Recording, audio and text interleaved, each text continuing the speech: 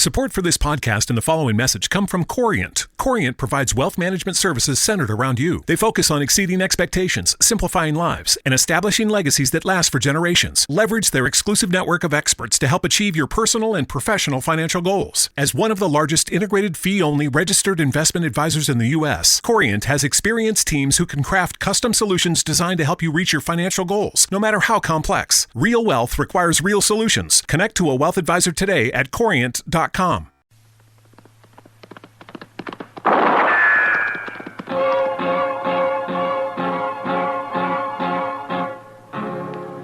Gunsmoke. Brought to you by L&M Filters. This is it. L&M is best. Stands out from all the rest.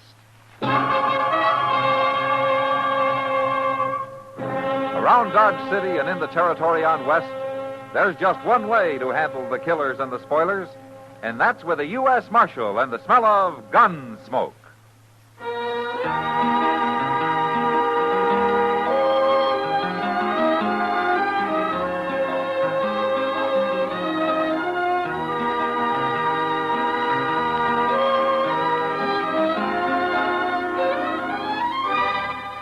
Gunsmoke, starring William Conrad.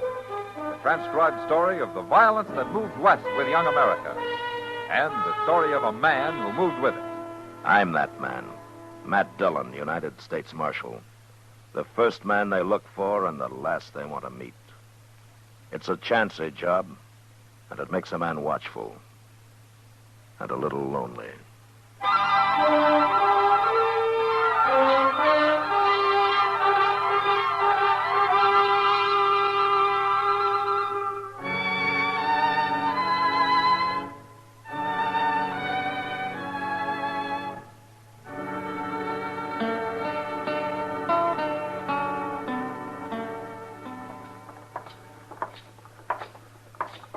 They're getting off stage already, Mr. Dillon. There's Miss Kitty. She got down first. That's over an hour late. I wonder what held them up. Oh, sometimes them drivers just won't bother to hurry. They can be awful stubborn. Well, anyway, it got here. Sure hope Miss Kitty enjoyed her visit in Ellsworth. She looks fine, don't she? Who's that she's talking to, Mr. Bodkin? I didn't know he'd been out of town, Mr. Dillon. Well, that's why the bank's been closed, Chester. Mr. Bodkin won't trust anybody running it if he isn't around. Hello, Miss Kitty. Hello, Chester. Hello, Matt. Well, did you have a good trip, Kitty? Well, you're here. Hello, Mr. Bodkin. Marshal, we were held up and robbed. What? Held up? Back at Rocky Ford, Matt. Lone bandit. He took the box and he robbed Mr. Botkin here. Took everything I had, over $300 in cash. Anybody hurt? The shotgun rider didn't think they were carrying enough in the treasure box to be worth fighting for. Guess he didn't care what happened to the passengers. Well, how much was in the box? Only about $500, the driver said. Well, what about the two other passengers and you, Kitty? Didn't he rob you? He didn't take a thing of mine. He singled me out, Marshal. Must have known I'm a banker. He made Mr. Botkin put his coat on the ground, and then everybody had to throw everything they were carrying onto it. But all he took was what Mr. Botkin had. I don't understand it at all, Marshal. He bowed to me, Matt. You should have seen him. Real gentlemanlike. Any idea who it was? No? He never spoke at all, Marshal. He used his six-gun to tell us what to do. What, did you ever see him before? You couldn't see him. He was wearing a flour sack over his head with eye holes cut in it. And the rest of him was covered with a long linen duster. He's real clever, that bandit. Well, there must be something. What kind of a horse was he riding? I never even looked at him. I did. And it was a mighty poor horse, too. It was a bay gelding, Marshal, with 4 white stockings and a blaze. Okay, we'll look for it as soon as I talk to the others. There's something strange about this business, Marshal.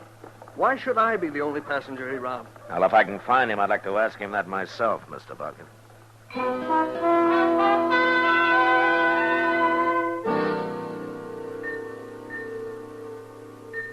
Neither the driver, nor the shotgun messenger, nor the other 2 passengers, who turned out to be a couple of homesteaders, could give us any more information on the bandit. So Chester and I saddled up and rode out to Rocky Ford. We found nothing there. About a half a mile further on, we spotted the bay gelding, standing alone and unsaddled. I put a rope on him, and then we got down to stretch our legs and take a closer look.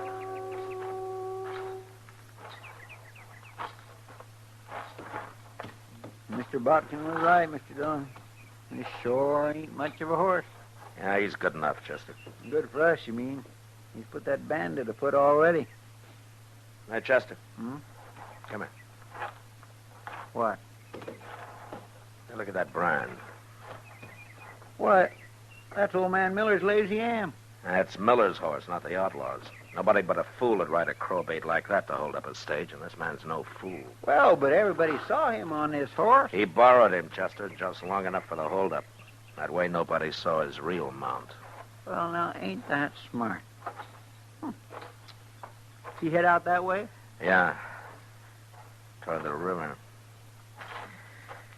Hell, I'm not even going to follow him. You're not? Now, once he hits the river, he'll swim downstream to a cattle crossing, and his tracks will be lost. And he's got about a 4-hour start on us anyway. Looks like he's going to get clean away, don't it? Chester. Hmm? Did you ever hear of Teddy Blue Fisher? Teddy Blue Fisher? Yeah. No, sir, I ain't. And he's got quite a reputation. I'm surprised you never heard of him. Why, what's he so famous for? For robbing the rich and sparing the poor. And for being quite a gentleman about the whole business. Nobody's been able to get enough evidence to charge him with anything that'd hold up in court. Why not? Well, like today. We haven't got anything on him. Well, maybe it wasn't him, Mr. Dillon. I'm only guessing, Chester, but it was Fisher or somebody who works like him. He held up the stage, took the box, and robbed the only rich man on it. And, of course, he wouldn't take anything from a lady. My gracious, if I went to the trouble to stop a stage, I'd take everything. He don't sound so smart after all. Now, that's part of his game, Chester. Everybody in the country will soon hear about him, and there won't be a poor family anywhere that won't hide him and feed him and give him anything he needs. He's got 'em all standing up for him, you mean, huh? Yeah, that's the way it works. You know something, Mr. Dillon? What? He sounds kind of like that green Indian they had over in one of them foreign lands one time. What? You know, Robin Head. You remember him? Robin Hood, Chester, and he wasn't an Indian. Yeah, but you're right. Teddy Blue Fisher works exactly the same way. Yeah, and outside of pure luck, I don't know how I'm going to stop him.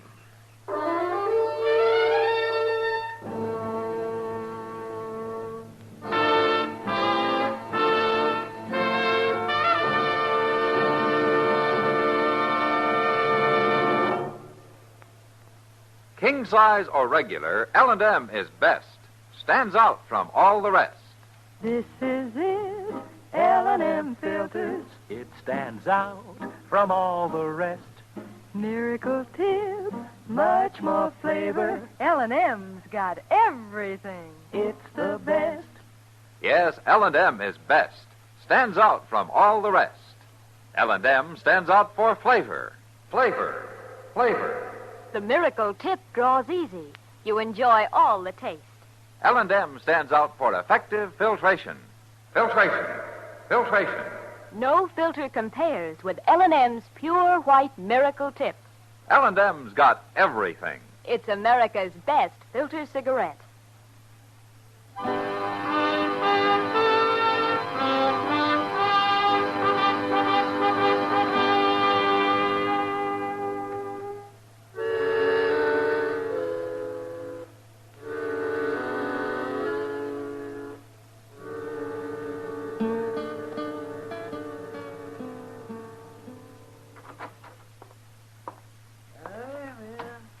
Hello, Matt. Chester? Hello, Doc. Doc, you look different. What have you done to yourself? I had a haircut. Oh, that's it. Wouldn't hurt either of you to get a haircut now and then. Well, I can't afford it. Not at no 25 cents a throw. Well, it's all right for you, Doc. You need it. Nobody wants a shaggy medicine man cutting them open. Oh, medicine. Oh, well. What about you? I suppose the dignity of the law served best by a couple of molting prairie chickens. Chester, Yes, sir. take out your gun and shoot him. Yes, sir. Hold still, Doc. Go ahead, shoot. Nothing will happen to you. Not around here, it won't. You'll go free as a bird. You can run around like Teddy Blue Fisher and hold up stages and everything. No trouble at all. Not from the law. Wait a minute, Doc. Who told you about Teddy Blue Fisher? Teeters did at the barber shop. He said everybody knows about him now. Oh, I expected that, but you got more to tell me, Doc, so go ahead. Well, I don't know why I bother, but since I'm already here, I guess I might as well. Well? Well, Fisher got a haircut just before I did, Matt. He did? Are you sure? He told Teeters who he was. Well, he's not wasting any time. What else did he tell Teeters? But said he was going to stay here and gamble for a few days. He's over at the Long Branch starting now. Now, he's got $800 for a stake. Well, you can't prove where he got it, can you? No, but there's something I can do. What's that? Look, Doc, his whole game's based on stealing from the rich. If I can stop it, maybe I can show him up for what he is. Well, you mean you think he's a fake? Now, did you ever hear of any outlaw admit he's nothing but a common thief? And a thief will steal from anybody, Doc, rich or poor, if he has to. Well, how are you going to stop him, man? Well, for one thing, I'm going to put 2 shotgun men on every stage that goes out of here. Men that'll shoot. Oh, that's a good idea. That's a good idea. Oh. But I hear Fisher's quite a gunman himself. Yeah, I know, Doc. Now, I'd throw him in jail without evidence, but it'd only make him a martyr, and people would think more of him than ever. Now, I got to outsmart him somehow. If you can. Yeah, if I can.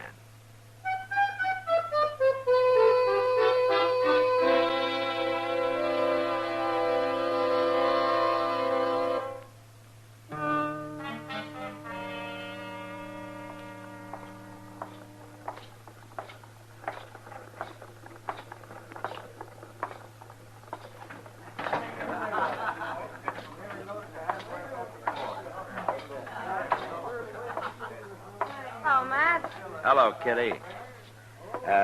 Say, Kitty. Hmm? I heard that Teddy Blue Fisher was in here. Oh, he just left. Said he'd be back in a minute. He's quite a fellow, Matt. Yeah, he sure is. Did you hear what he did? No, what? He broke the Faro Bank. Won over $1,000. Well, that won't help. What do you mean? With all the money he's got now, he won't have to work at his usual trade. He can loaf around for a long time. No harm in that, is there?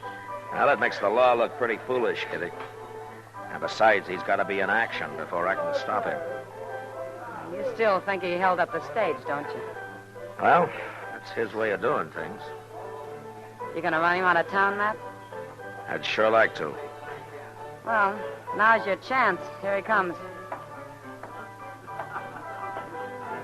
Buy that drink now, Miss Kitty.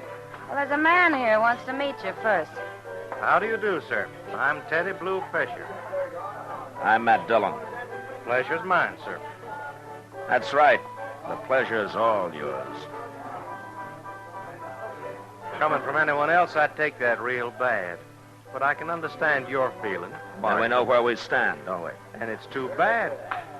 I would like to be friends. You know, you're a thief, Fisher, and you're probably a murderer to boot. That's a lie.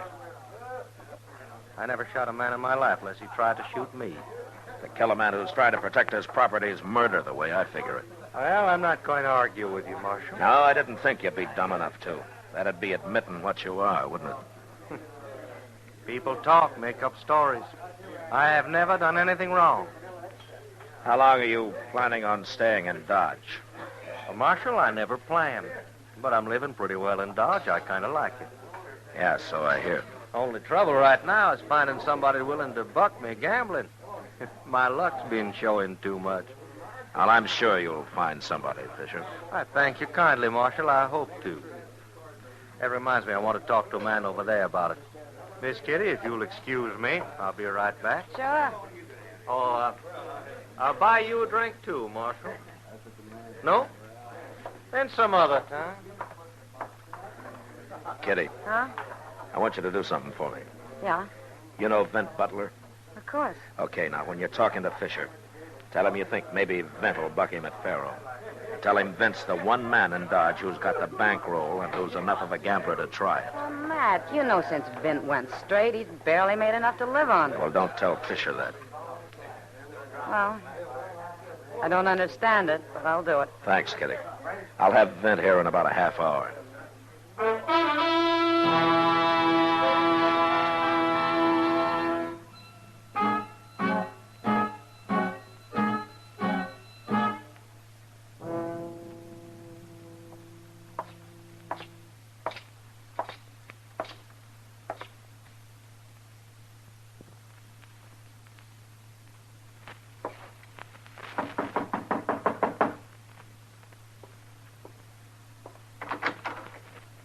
Marshal Dillon.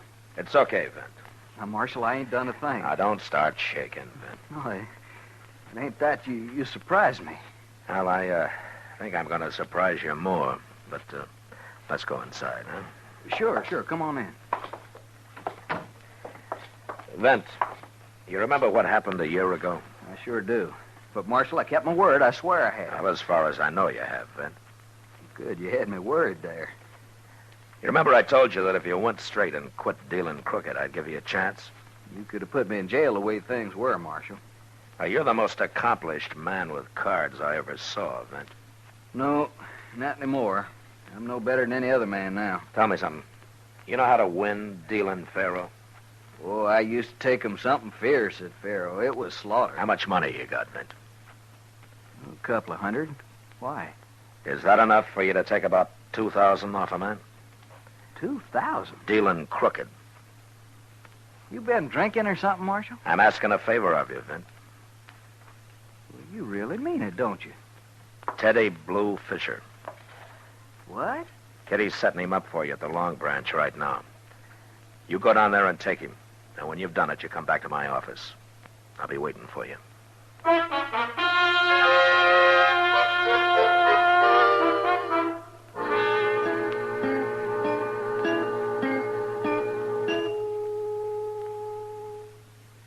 It's near midnight, Mr. Dillon. Yeah, Vint must be rusty. Maybe he's taking his time so as to get the full pleasure out of it. Well, he better take his time. If Fisher catches on to him, there's going to be trouble. Want me to go over and see what's happening? No, we better stay out of there, Chester, both of us. Yes, sir. Here comes somebody.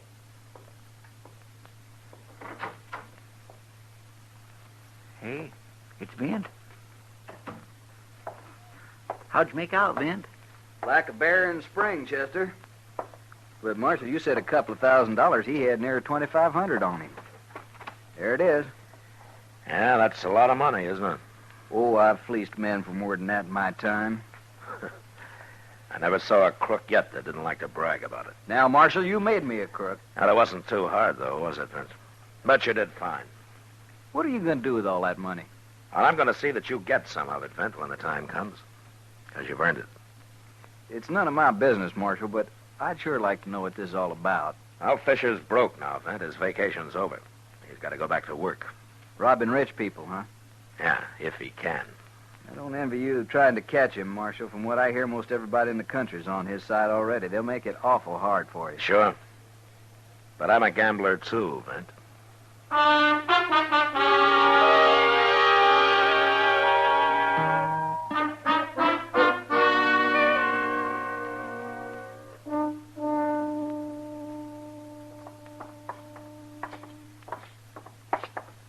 By gracious, if I owned a bank, I'd want it busier than this, Mr. Dillon. Well, I wouldn't worry about Mr. Bodkin, Chester. He makes money even when it's closed.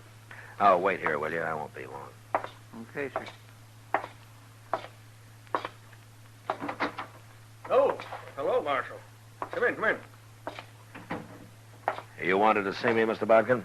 Well, I couldn't get away to come tell you, Marshal. I thought you'd like to know right away. Oh, know what?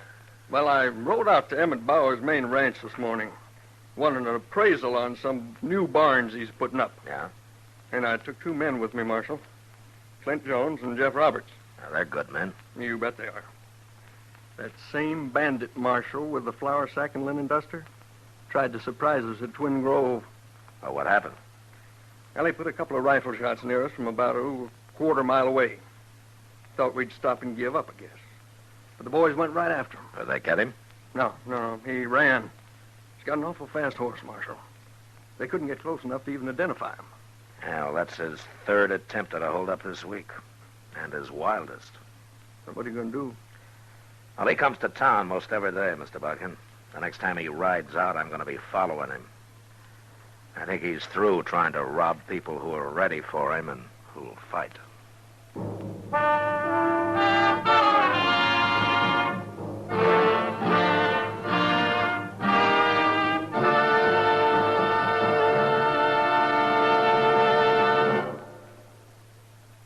L&M is best, stands out from all the rest.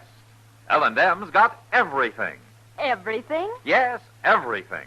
L&M stands out for flavor, The miracle tip draws easy, lets you enjoy all the taste. And L&M stands out for effective filtration. No filter compares with L&M's Pure White Miracle Tip for quality or effectiveness. L&M stands out for highest quality tobaccos, low nicotine tobaccos, L&M tobaccos, light and mild. L&M's got everything. Everything? Yes, everything. King size or regular. It's America's best filter tip cigarette.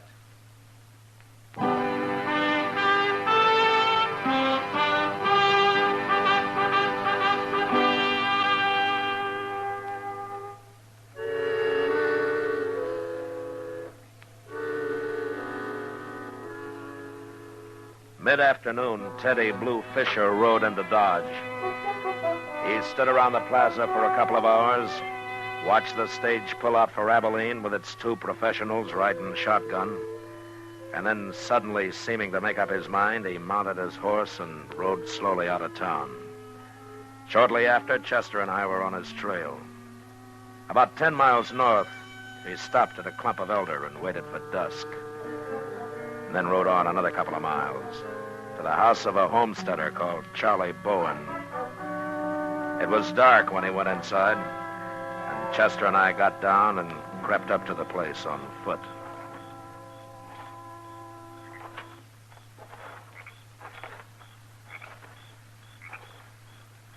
What do you think he's doing here, Mr. Dillon? We'll find out. Maybe they're feeding him. He's been so doggone broke all week. Yeah, maybe. Now, hold up a minute, Chester. What is it? You see where he tied his horse?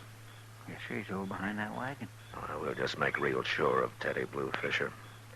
You go over there and unsaddle his horse, Chester, and then slip his bridle off. Yes, sir. But don't scare the horse into making a lot of noise. Oh, I'll lead him off a little before I turn him loose, Mr. Dillon. Good. I'll be up by the window nearest the door there. All right, sir.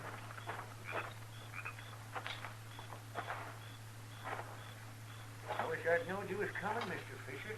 My wife could have fixed a couple of chickens. This is quite an honor meeting you.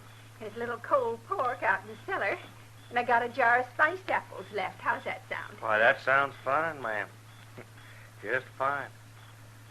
You folks doing pretty well out here, aren't you? Well, we got no complaint. The Lord's been good to us. Yeah, but we've been doing better than most homesteaders. Yeah, that's what I thought. You did? Oh, I've rid by here a couple of times lately. And I can see you got yourself a nice house, some stock. Most folks got nothing but a patch of corn and a sod hut. It's a shame, ain't it?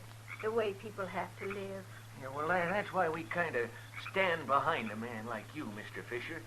Now, I ain't saying nothing, but you take a big banker like old Botkin. Why, he's got more money than he knows what to do with. It don't hurt him none to lose a little of it now and then. Why, that's true. Of course, bankers don't have all the money in the world. They don't have none of ours. And they never will. You don't believe in banks, ma'am? No, sir. I wouldn't put a penny in them. That's right smart of you. Yeah, well, she's like that, Mr. Fisher.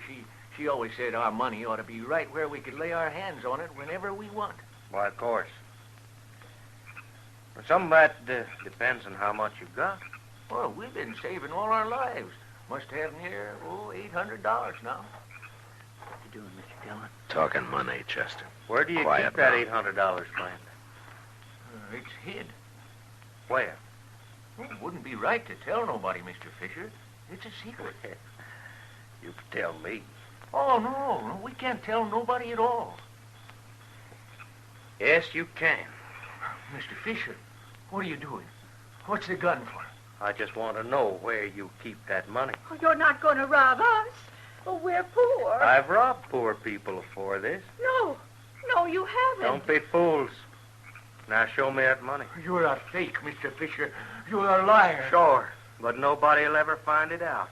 I'm going to kill the both of you. No. But you can live a little longer. Just show me where that money is. Don't tell him, Charlie. I won't. He ain't going to rob us. I got to kill you anyways now. I'm going in, Chester. Stay back. Yes, sir. Now, where do you... All right, hold it, Fisher. Don't touch that gun or I'll bust your other arm. Marshal, he was going to shoot us. He was going to kill us. Now, what's the matter with you? I was joking. Marshal, you had no cause to shoot me. You're lucky I didn't kill you. You should have, Marshal. He's nothing but a murderer and a dirty common thief. I'd rather have him in jail, Bowen, than on public Look, trial. this was a joke. I was just fooling, I tell you. I never harm people like you, and you know it. I don't hardly know it. It's all over, Fisher. You're finished. Maybe some other Robin Hoods like you will be finished, too, when people hear what you like when you think nobody's watching. Chester, go tie up his arm. He's too valuable now to bleed to death.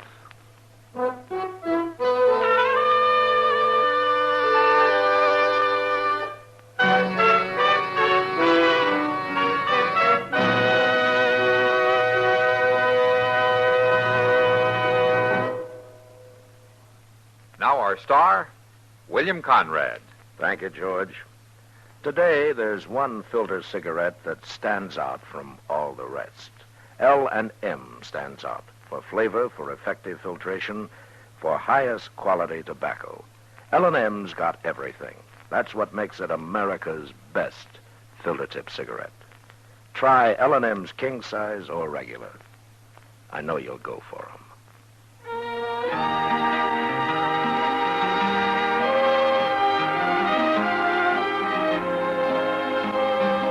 Gunsmoke, produced and directed by Norman Macdonnell, stars William Conrad as Matt Dillon, U.S. Marshal. Our story was specially written for Gunsmoke by John Meston, with music composed and conducted by Rex Corey. Sound patterns by Tom Hanley and Ray Kemper. Featured in the cast were Lawrence Dobkin, Harry Bartell, Helen Cleve, Joe Cranston, and Frank Cady. Parley Bear is Chester, Howard McNear is Doc, and Georgia Ellis is Kitty. Put a smile in your smoking. Try Chesterfield today. Instantly, you'll smile your approval of Chesterfield's smoothness. You want them mild. We make them mild. Mild and mellow, with the smooth, refreshing taste of the world's best tobaccos. Instantly, you'll smile your approval of Chesterfield's satisfaction. In the whole wide world, no cigarette satisfies like Chesterfield. Put a smile in your smoking. Try Chesterfield today.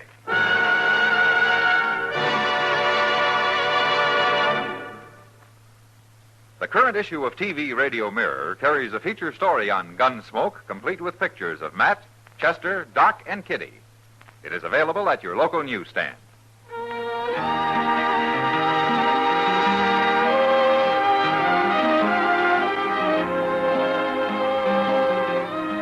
Listen to Chesterfield's two great radio shows every week. The Perry Como Show every Monday, Wednesday, and Friday, and Dragnet, Tuesday nights on another network.